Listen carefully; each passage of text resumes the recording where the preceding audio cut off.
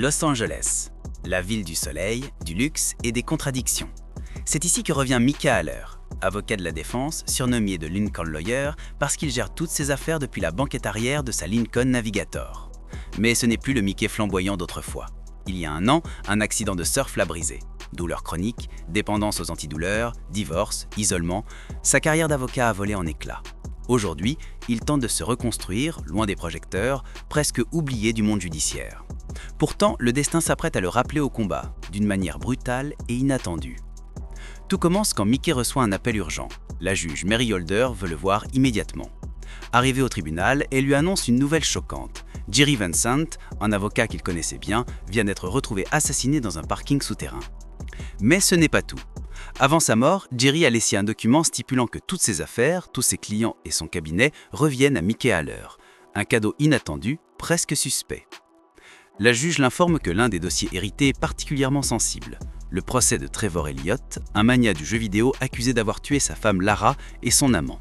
Un double meurtre, hautement médiatisé, où les enjeux sont colossaux. Mickey, encore convalescent, hésite, mais il comprend vite que, s'il refuse, il replonge dans l'oubli. Alors il accepte. Contre toute logique, contre la douleur, il reprend du service. Pour Mickey Haller, un bureau, c'est une voiture. La Lincoln Navigator devient son quartier général. À l'arrière, des piles de dossiers, une tablette, un téléphone et la route comme décor. On découvre sa nouvelle assistante improvisée, Izzy Letts, une jeune femme qu'il vient tout juste de défendre. Izzy sort de prison, accusée à tort d'avoir volé un collier. Mickey prouve que le bijou était une contrefaçon et elle est libérée. Sans argent pour le payer, elle propose un marché, devenir sa chauffeuse. Mickey accepte. C'est le début d'une relation à la fois comique et touchante. Deux âmes cabossées, réunies par le hasard et la justice. Mickey découvre l'état du cabinet de Jerry Vincent. Le chaos total. Des piles de documents, des dossiers non classés, des clients en attente et une réputation ternie par la mort mystérieuse de l'avocat. Pour remettre de l'ordre, Mickey fait appel à Lorna Crane, son ex-femme et ancienne assistante. Lorna connaît les rouages du système et surtout, elle croit encore en lui. À ses côtés, il retrouve Cisco Wojciechowski, un ancien biker devenu enquêteur privé, et accessoirement, le fiancé de Lorna. Ce trio improbable forme le nouveau cœur du cabinet. Un avocat en quête de rédemption, une ex pleine de pragmatisme et un détective loyal mais méfiant. Alors que Mickey se replonge dans ses nouveaux dossiers, la police enquête sur le meurtre de Jerry Vincent. Le détective Raymond Griggs le convoque pour un interrogatoire. Griggs soupçonne que le meurtre de Jerry n'est pas un simple vol, mais un assassinat ciblé. Il met Mickey en garde. Si Jerry a été tué à cause d'un de ses clients, Mickey pourrait être le prochain sur la liste. L'ambiance devient lourde. Mickey réalise qu'en héritant du cabinet, il n'a pas seulement récupéré des clients, il a aussi hérité des ennemis de Jerry. Trevor Elliott est jeune, riche et charismatique. Fondateur d'une société de jeux vidéo cotée en bourse, il est accusé d'avoir assassiné sa femme Lara et son amant Jan Ronta. Les deux ont été retrouvés criblés de balles dans leur villa à Malibu. Elliott clame son innocence.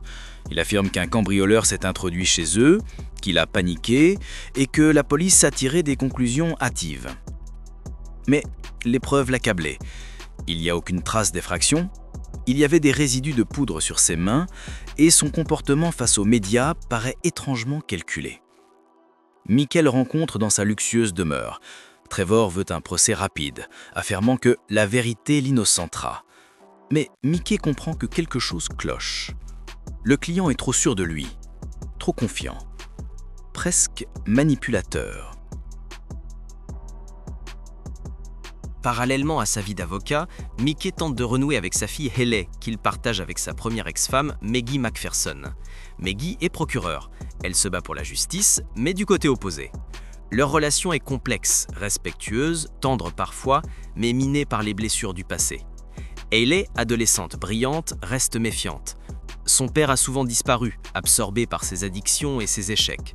Pourtant, dans ses yeux, on sent une lueur d'espoir, celle de revoir le père qu'elle admirait autrefois. Tout au long de l'épisode, Mickey se bat contre lui-même. La douleur physique, le manque, le doute, chaque dossier qu'il ouvre semble lui rappeler qu'il n'est pas encore de retour. Mais petit à petit, on voit renaître l'avocat qu'il était. Intuitif, rusé, capable de lire entre les lignes. de flairer les failles du système judiciaire. Sa victoire avec Easy n'est qu'un signe avant-coureur. Il retrouve son rythme, son ton, sa confiance. Le premier épisode se conclut sur une tension croissante. Mickey, désormais responsable de dizaines de dossiers, comprend qu'il ne peut pas simplement reprendre le flambeau. Il doit affronter une réalité dangereuse. Jerry Wenson n'a pas été tué au hasard, et l'affaire Elliott semble être la clé de tout. Dans la dernière scène, il s'assoit dans sa Lincoln, regarde son reflet dans la vitre et murmure « He rides again ». Il remonte en selle. Un symbole fort, l'avocat déchu est de retour. Mais cette fois, il sait que la route sera plus sombre, plus sinueuse et potentiellement mortelle. Ce premier épisode installe les bases d'une série à la fois judiciaire, psychologique et humaine. Mickey Harler n'est pas un héros parfait. Il est brisé, fatigué, mais déterminé à reprendre le contrôle. Et dans ce monde où la vérité se négocie autant qu'elle se plaide, il devra prouver qu'il peut encore faire triompher la justice. Mais attention, derrière le retour de l'avocat se cache un piège bien plus vaste. Le meurtre de Jerry, les secrets du dossier Elliott et les ombres qui planent sur Los Angeles ne font que commencer à se dévoiler. Dans le prochain épisode, Mickey va découvrir que défendre la vérité peut parfois être aussi dangereux que de la dissimuler, et ce qu'il s'apprête à apprendre pourrait bien remettre toute sa carrière et sa vie en danger.